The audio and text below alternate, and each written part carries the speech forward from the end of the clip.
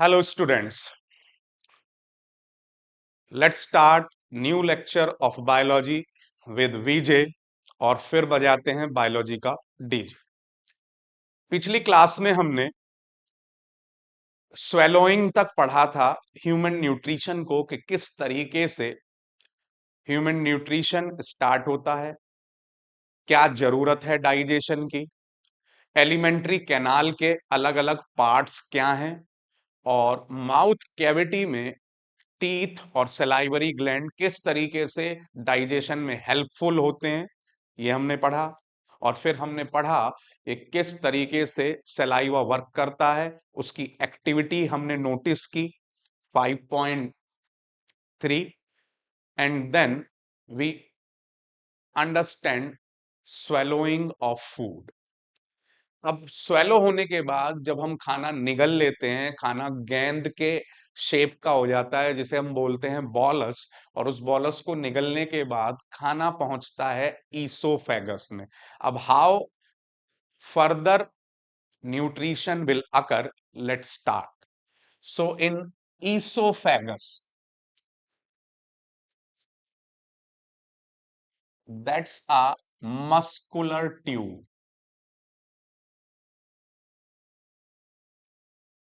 and that muscular tube has a very important action, and that is named as peristaltic movement. Peristaltic movement is rhythmic contraction and relaxation of muscular walls of esophagus. कभी ये वाल सिकुड़ती हैं, कभी फैलती हैं, कभी सिकुड़ती हैं, कभी फैलती हैं, जिसकी वजह से खाने को नीचे की तरफ धकेला जाता है, उसको प्रेशराइज करा जाता है, उसको that drag down towards stomach.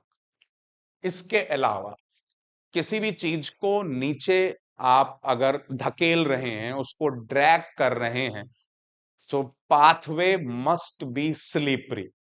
So another thing that is done by esophagus, and that is the release of mucus. So that mucus provide easy pathway of dragging down of food. तो ये दो special चीजें इस oesophagus में होती हैं।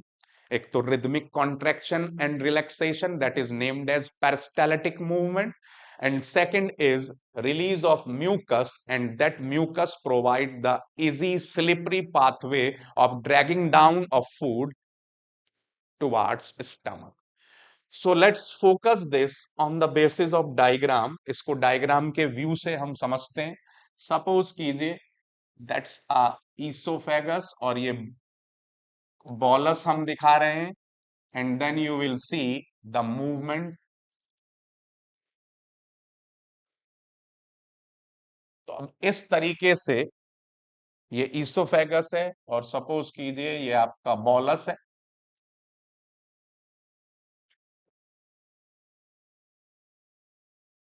सो that is the food in the form of bolus, and this move drag down। अब ये ड्रैगिंग डाउन किसकी वजह से है? जो अभी मैंने आपको दो बातें बताई। This dragging down of food, that means bolus, is due to two factors. These two factors are, first is the mucus and second is peristaltic movement। तो ये दोनों फैक्टर्स खाने को कहां पहुंचा देते हैं? From esophagus to stomach. So in esophagus, there is no digestion, only transportation. ये बड़ा इंपॉर्टेंट क्वेश्चन है बोर्ड एग्जाम का। ईसोफेगस में कोई डाइजेशन नहीं होता, केवल ट्रांसफर होता है, ट्रांसपोर्ट होता है फूड का। ईसोफेगस केवल खाने को, बॉलस को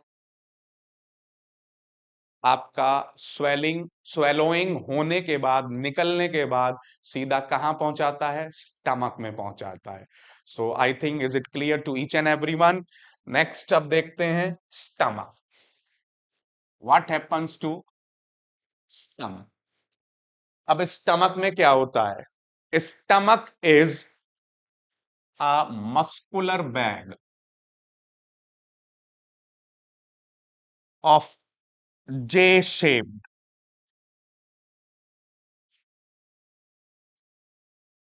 जे के आकार का मस्कुलर बैग है। अब इसकी अगर हम डायग्राम को ऑब्जर्व करें, सो इस तरीके से जे शेप्ड मस्कुलर बैग है, that is stomach, and this is duodenum, first part of small intestine, and that is oesophagus. तो फूड जो है, जिसे हमने कहा बॉलस, अब ईसोफेगस से होता हुआ कहां पहुंच गया? स्टमक में पहुंच गया। अब स्टमक में क्या क्या एक्टिविटीज होंगी, let's see. In stomach there are gastric glands. Stomach में क्या होती हैं? गैस्ट्रिक ग्लैंड्स होती हैं, gastric glands. In biology gastric का मतलब होता है stomach. Gastric means stomach. So gastric glands, these release important substances. First is concentrated HCl that having the pH 1.8। आपने पीएच केमिस्ट्री में सेकंड चैप्टर में पढ़ लिया होगा, और नहीं पढ़ा है तो इस चीज को समझ लीजिए। पीएच का मतलब होता है पावर ऑफ हाइड्रोजन, यानी कि हाइड्रोजन आयन की कंसंट्रेशन सॉल्यूशन में कितनी है, किसी भी एसिड में कितनी है, उसके बेसिस पर पीएच डिसाइड होता है। Second, it release mucus, it release pepsinogen, that is the inactive hormone, sorry, enzyme. And fourth is prorenin, और ये भी आपका क्या है? इनएक्टिव एंजाइम है ये भी। तो इनएक्टिव फॉर्म में दो एंजाइम्स हो गए आपके, एक प्रोरेनिन और एक पेप्सिनोजिन। म्यूकस हो गया, कंसंट्रेटेड HCl हो गया। ये सारा पर्टिकुलर रिलीज होता है स्टमक के अंदर। अब एक एक करके सभी के पार्ट्स पर फोकस करते हैं, सभी के रोल पर फोकस करते हैं। First is role of HCl, that is very very important for board exam. शायद ही कोई ईयर जाता होगा कि यह क्वेश्चन ना पूछा जाता हो, that is very very important. So first role of HCl, that provide acidic medium. अब इस एसिडिक मीडियम का क्या फायदा है? देखिए, सबसे पहला फायदा ये एसिडिक मीडियम प्रोवाइड करने का, अभी मैंने आपको बताया था कि पेप्सिनोजिन इनएक्टिव होता है। This pepsinogen will become active in the presence of this concentrated HCl, and that become pepsin. ये पेप्सिन में बदल जाता है। अब ये हो गया एक्टिव, यानी कि हमारे शरीर ने इसको काम करने के लिए ऑन कर दिया, ये ऑफ स्टेट में था। अब जैसे ही ये ऑन हुआ है, so this pepsin will work on proteins. अब ये प्रोटीन्स के ऊपर वर्क करेगा। जो भी हमने दाल, कुछ भी प्रोटीन का जो भी हमने सोर्स खाया, सोयाबीन, सो उसके ऊपर ये पेप्सिन वर्क करेगा और इसको पेप्टॉन्स और प्रोटियोसिस में बदल देंगे। ये प्रोटीन्स की लोअर फॉर्म्स है। डाइजेशन का मतलब ही है कॉम्प्लेक्स फॉर्म को लोअर फॉर्म्स में बदलना। That is the meaning of digestion. So that is the first job और first reference regarding provide acidic medium. तो ये पहला काम हुआ एसिडिक मीडियम प्रोवाइड करने का। दूसरा, रोल ऑफ HCl में, रोल ऑफ HCl की बात चल रही है और उसमें सेकंड इज, अब अभी हमने पढ़ा था prorennin. So this prorennin again that is inactive and that is in the presence of concentrated HCl convert into renin, that is active form।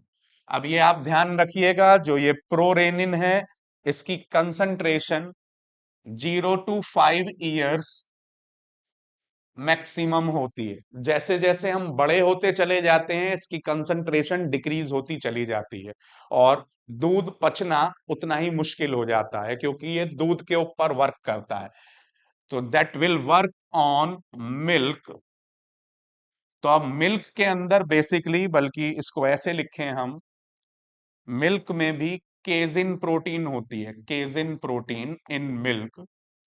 So this particular rennin acts on casein protein and convert it into paracasein. Paracasein, आपने छोटे बच्चों को देखा होगा, उन्हें डकार दिलाने के लिए कंधे से लगाया जाता है और कई बार वो थोड़ा बहुत दूध पलट देते हैं, तो वो बेसिकली पैराकेजिन ही होता है, उस फॉर्म का ही एक हिस्सा होता है।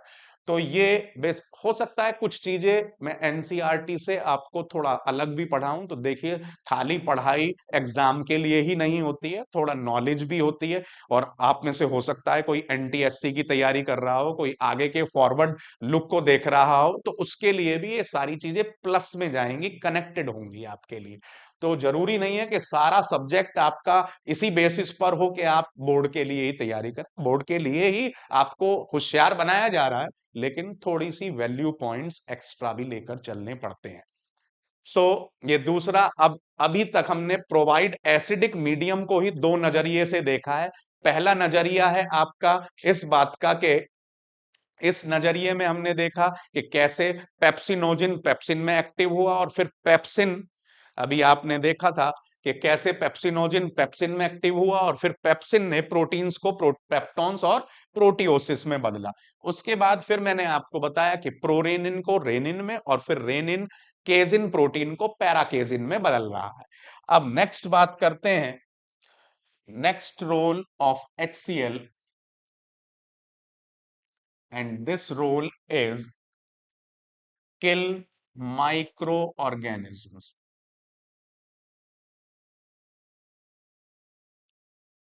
Kills microorganism, that is the third role of HCl, concentrated HCl। अब माइक्रो ऑर्गेनिजम्स आप जानते ही हैं, बेसिकली सबसे ज्यादा हमारे दुश्मन दो ही हैं, वायरस और बैक्टीरिया। हालांकि हर तरीके के माइक्रो ऑर्गेनिज्म को किल कर देता है, लेकिन मैंने फिर भी आपको एक एग्जाम्पल वेरीफाई कर दिए हैं। और फोर्थ है आपका एक्टिवेट लाइपेजेस। एक्टिवेट लाइपेजेस, तो activate lipases, lipase basically fats को डाइजेस्ट करने वाले एंजाइम है। तो ये बड़ा इंपॉर्टेंट क्वेश्चन है बोर्ड का, जो मैंने आपके साथ डिस्कस किया और इसका मेन रेफरेंस क्या था, जो अभी मैंने आपको बताया कि भाई ये HCl क्या क्या काम करता है, जो हमने डिस्कस किया। ये 1 नंबर में, 2 नंबर में, 3 नंबर में कैसे भी ये पूछा जा सकता है। नेक्स्ट चलते हैं जी। अब ये रोल ऑफ HCl हो गया। अब आप सोचिए कि इसके हमने दो चीजें एक साथ डिस्कस की हैं कि स्टमक के अंदर क्या क्या एक्टिविटी होती है, तो फिजियोलॉजी भी हमने डिस्कस कर ली। स्टमक के अंदर फिजियोलॉजी क्या है भाई? प्रोटीन्स का डाइजेशन, चाहे वो मिल्क प्रोटीन हो और अदर प्रोटीन हो, ये काम प्रोटीन्स का डाइजेशन ही मेन काम है स्टमक का। बाकी डाइजेशन इसमें इतने बेहतर नहीं होते जितने प्रोटीन्स के होते हैं। दूसरा, HCl का रिलीज होना और एसिडिक नेचर वो प्रोवाइड करता है। अब आप सोचिए कि इन HCl there is, sorry, in stomach there is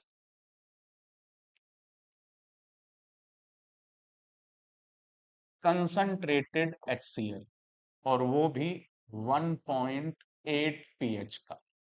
अब आप समझिए, एसिड अटैक आपने बहुत बार सुना होगा, ये उतना ही जबरदस्त एसिड है, अगर हमारे शरीर पर गिर जाए तो जला देगा बिल्कुल।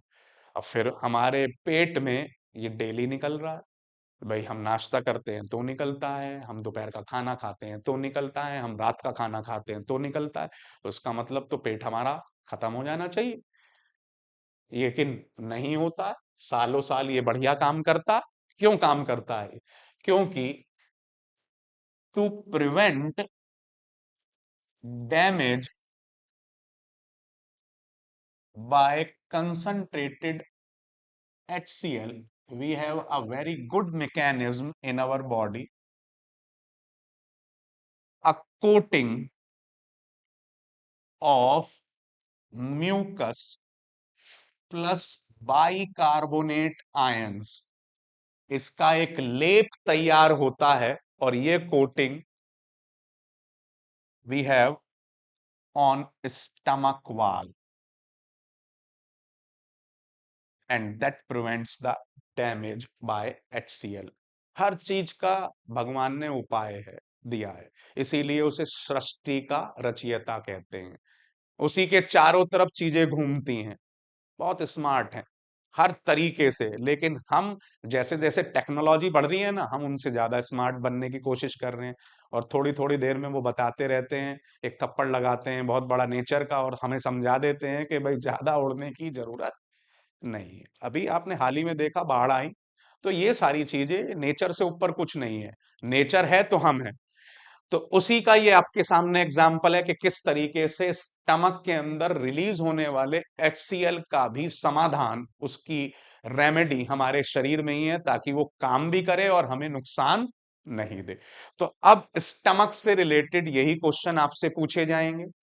पहला क्वेश्चन होगा रोल ऑफ HCl, या गैस्ट्रिक ग्लैंड्स क्या होती हैं, ये क्या क्या रिलीज करती हैं, और इसके अलावा कौन कौन से डाइजेशन के सिस्टम होते हैं इसमें। भाई मैंने आपको बताया मिल्क प्रोटीन, और इस मिल्क के प्रोटीन्स के अलावा दूसरे प्रोटीन्स का डाइजेशन, और किस तरीके से स्टमक वाल HCl के इफेक्ट से प्रिवेंट होती है। इसके अलावा आपके सिलेबस में और कोई क्वेश्चन नहीं है, ना आपसे पूछा जाएगा, तो इस चीज को बहुत अच्छे तरीके से आप ध्यान में रखें। That is the main questions related to stomach. Now अब स्टमक से खाना पहुंच गया जी, अभी मैंने आपको बताया था डिओडिनम में। So now food from stomach enters into first part of small intestine, and that is duodenum. Duodenum is a C-shaped loop, alphabet C के आकार का एक गोल लूप होता है। तो ये इस तरीके से है जी, ये देखिए जी, हमने आपके लिए ये C शेप्ड लूप तैयार कर दिया, दैट इज डिओडिनम। अब इस डिओडिनम के अंदर दो अलग अलग ट्यूब्स आकर मिलती हैं एक कॉमन ट्यूब में। ये मैंने बताई आपको, कॉमन ट्यूब बनाई, और उसके बाद अब एक ट्यूब तो आ रही है हमारे पास पेंक्रियास से, और एक ट्यूब आ रही है हमारे पास गॉल ब्लैडर से। अब ये छोटी छोटी चीजें बुक में नहीं है, लेकिन आपको टॉपिक को इंटरेस्टिंग भी बनाना है, टॉपिक को कैची भी बनाना है और टॉपिक को अंडरस्टेबल भी बनाना है। तो उसके लिए कुछ फ्लेवर जोड़ना जरूरी है। देखो, दाल सादी अच्छी नहीं लगती जब तक तड़का ना हो। तो ये तड़का है, तो इस चीज को समझो, that is very very important. So this tube is nothing, that is the pancreatic duct from pancreas, and that carries pancreatic juice. Similarly, this is that is bile duct from gallbladder, and that carries bile juice. अब bile juice के लिए भी आपको एक बहुत important बात ध्यान में रखनी है, and that is that produced in liver but stored and released by gallbladder. Release करता है गॉल ब्लैडर, स्टोर करता है गॉल ब्लैडर, लेकिन बनाता कौन है? लीवर। बड़ा पोटेंशियल क्वेश्चन है बोर्ड का, एक नंबर में छपा छपाया मिलेगा, मानकर चल लीजिए। जो भी बोल रहा हूं आपको यही क्वेश्चन एग्जाम में मिलेंगे। That my confidence and that my relation to the subject. ये मेरी पकड़ है उस सब्जेक्ट पर जो मैं आपको पढ़ा रहा हूं, और आप आसानी से इस चीज को क्वालिफाई कर सकते हैं और समझ सकते हैं कि ये ही आएगा। तो बड़े ध्यान से इस चीज को समझें। तो अब हमने पूरा स्ट्रक्चर समझा कि किस तरीके से कौन कौन से, एक तो पेंक्रियाटिक जूस इसमें रिलीज होता है और साथ के साथ बाइल जूस रिलीज होता है। अब आगे चलते हैं। अब जैसे ही पेंक्रियाटिक जूस रिलीज हुआ, तो ये पेंक्रियाटिक जूस से पहले बाइल जूस का काम बड़ा इंपॉर्टेंट है।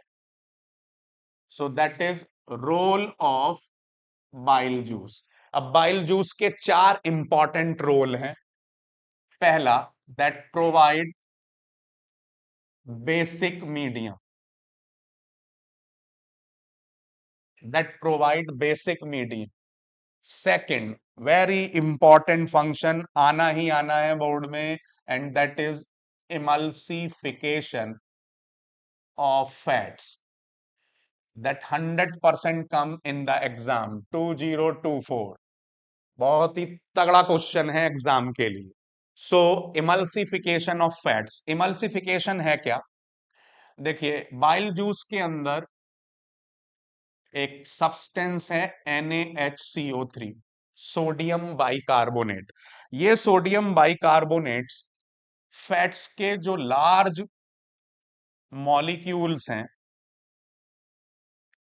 उनको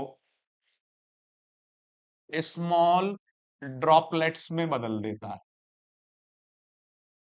of fat. Such process is named as emulsification, and such fats are named as emulsified fats। इनको ही हम इमल्सिफाइड फैट्स के नाम से जानते हैं, और ये प्रोसेस हो जाता है इमल्सिफिकेशन। अब इसका पर्पस क्या है? पर्पस, वाई, क्यों जरूरत है भाई इमल्सिफिकेशन की?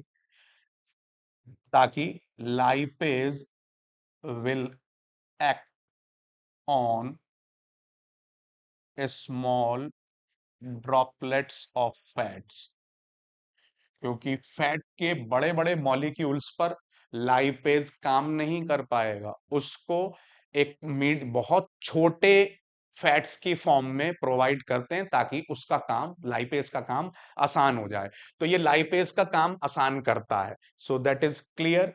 नेक्स्ट देखिए जी। अब रोल ऑफ बाइल जूस में तीसरा, बाइल जूस ये भी तीसरा काम करता है, किल्स माइक्रो ऑर्गेनिज्म। और fourth, activate lipases.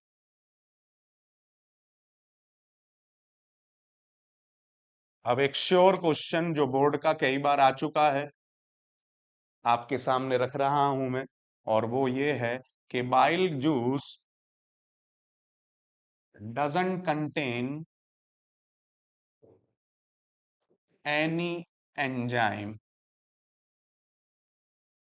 but still important for process of digestion. Give reason. So like this, और एक क्वेश्चन अभी आप सैंपल पेपर में देखेंगे, और वो ये है, it is advised to it is advised to patients, it is advised to patients whose gallbladder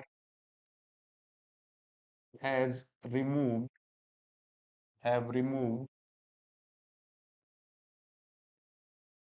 to take less oily food. Give reason. ये बड़ा पोटेंशियल क्वेश्चन है जिसको हम नाम देते हैं कॉम्पिटेंसी बेस्ड क्वेश्चन, सीबीक्यू। तो ये सीबीक्यू में आप देख रहे हैं क्वेश्चन पूछा गया है कि भाई जिनका गॉल ब्लैडर निकाल दिया जाता है, पथरी हो गई, गॉल ब्लैडर निकाल दिया, उनको लेस ऑयली फूड खाने के लिए सलाह दी जाती है। अब ऐसा क्यों है? अब इसके आंसर में देखिए, बड़ा पोटेंशियल आंसर मैं आपको बता रहा हूं in minimum words, that is very potential answer. देखिए जी, सबसे पहला, no gall bladder, no gall bladder, no bile juice, bile juice release, no emulsification,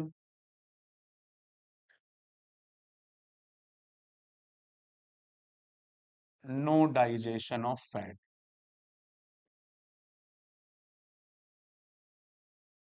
सीधी सी बात है, ये 4 पॉइंट लिखने, half into 4 equal to 2। 2 number का क्वेश्चन है, आप बोर्ड में खोलकर देखेंगे तो आपको ये दिखाई दे। तो आज अभी तक हमने जो डिस्कस किया है, वो डिस्कस किया ईसोफेगस के अंदर फूड का ट्रांसपोर्ट। उसके बाद हमने डिस्कस किया कि किस तरीके से स्टमक के अंदर आपका डाइजेशन होता है और रोल ऑफ HCl। और उसके बाद अभी हमने डिस्कस किया है कि किस तरीके से जो डिओडिनम है उसके अंदर बाइल जूस वर्क करता है। तो अगली क्लास में हम डिस्कस करेंगे कि किस तरीके से पेंक्रियाटिक जूस अपना काम करता है डिओडिनम में। आज इस क्लास में इतना ही रखते हैं हम, इसको बड़े अच्छे तरीके से प्रिपेयर करिए और इसी तरीके से कनेक्ट रहिए, जुड़े रहिए। ऐसे ही हम बायोलॉजी को आसान बनाते रहेंगे और बायोलॉजी का डीजे बजाते रहेंगे। Thank you.